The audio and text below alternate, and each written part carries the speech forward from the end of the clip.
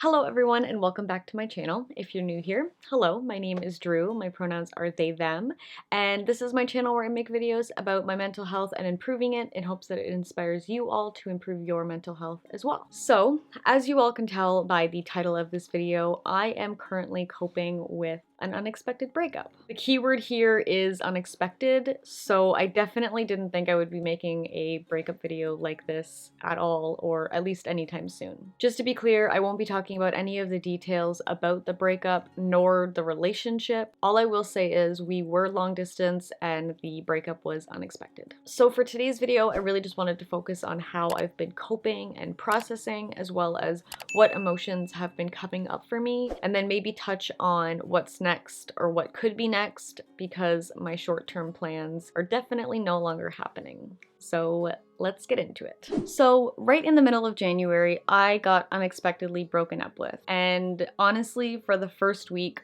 all I did was just survive. I don't mean that in a dramatic way. I just mean I spent 80% of my time doing nothing but processing my emotions, and the other 20% of my time binging Criminal Minds, eating my feelings, and sleeping. I really did go through a roller coaster of emotions, and all of those emotions really did and still do come in waves. They've just become a little bit less intense as time has gone on. I've been dealing with anger, sadness, anxiety, and typically after spending some time processing and just allowing myself to feel, I would become emotionally numb or just feel empty. So the ways that I've been coping with the breakup as well as my emotions and just processing those emotions, I've been journaling. Typically I will go on my notes app on my laptop and just type out how I'm feeling, same with on my phone, talking about it with friends and family, as well as just feeling it. I'm not always trying to unpack it and figure out the why. Sometimes I just allow myself to sit with the emotions with zero expectations. This can be a really hard and uncomfortable thing to do, at least it is for me. But I recognize that it's such an integral part of my own healing process, and I've realized that it can help me heal even beyond what I'm going through in that moment. Something else that I found extremely beneficial for me in my healing process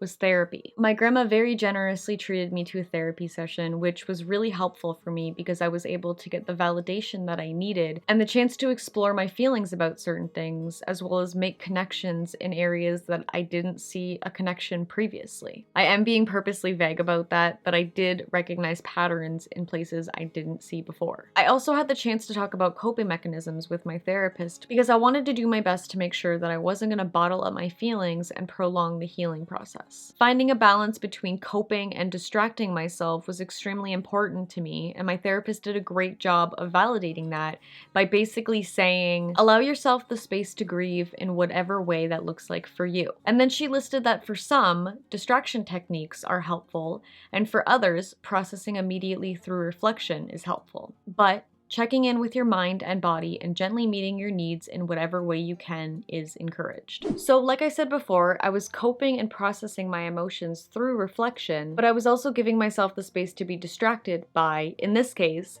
binge watching Criminal Minds. And the times where I was distracting myself were typically after hours of processing or just deciding that I didn't feel like processing in that moment. I did also sleep a lot, and I wasn't hard on myself for it because oftentimes the only way that I could recover after being emotionally and mentally drained was by sleeping. Next, I want to talk about the acts of self-care that I did. Although everything I've mentioned about coping I'd consider to be self-care, I really wanted to distinguish between those coping mechanisms that were acts of self-care because they were and still are vital components in my healing process. Plus, some of the acts of self-care that I'm going to be mentioning are very specific to me and may not be options or even accessible to other people, unlike the coping mechanisms that I previously mentioned. I also want to be sure to make it very clear that just like coping, self-care looks different for everyone. It's not always about face masks and exfoliating and taking a bath in candlelight or whatever. Self-care is literally just doing whatever feels good to you in that moment,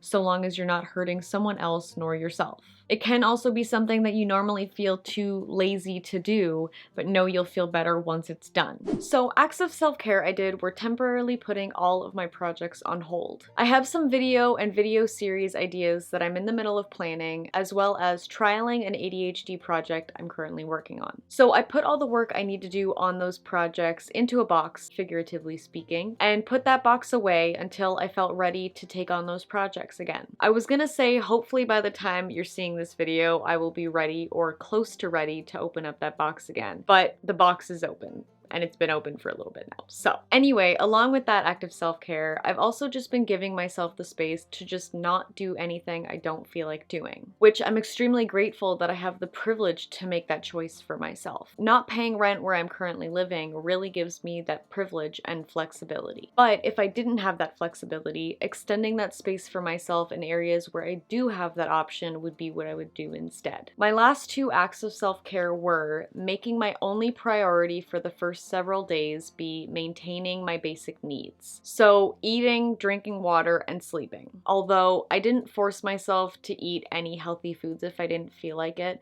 the most important thing was just getting food in my stomach. And lastly, setting boundaries with those I confided in about the support that I needed. Setting boundaries can be incredibly difficult for me, like many others, so doing it at a time where I was so emotionally drained already is something I'm extremely proud of myself for. And I think that also played a vital role in not only my healing, but also the reassurance I needed from myself to prove that I was going to be okay after the breakup. Alright, lastly, I wanted to talk about what might be next for me since my plans are no longer happening. I wanted to know that this is probably the most anxiety-inducing part of the breakup for me, as I don't handle uncertainty very well. I do have an idea floating around in my head of a place that could be cool to move to, but I'm not set on anything. I'm doing my best to allow myself to sit in this uncertainty and try and find comfort in it if I can. I'm not sure how long it'll take me to decide what's next, but I'm really trying to trust that I will figure it out. So to summarize, I have no idea. But something that has been helping me feel a lot more positive about the near future is actually focusing on the ways that I can improve and learn from my own behavior within the relationship. Especially around boundaries and feeling confident in my own feelings, and just recognizing the fact that my feelings matter too. I'm a big people pleaser to a fault, so I tend to minimize my own feelings and needs,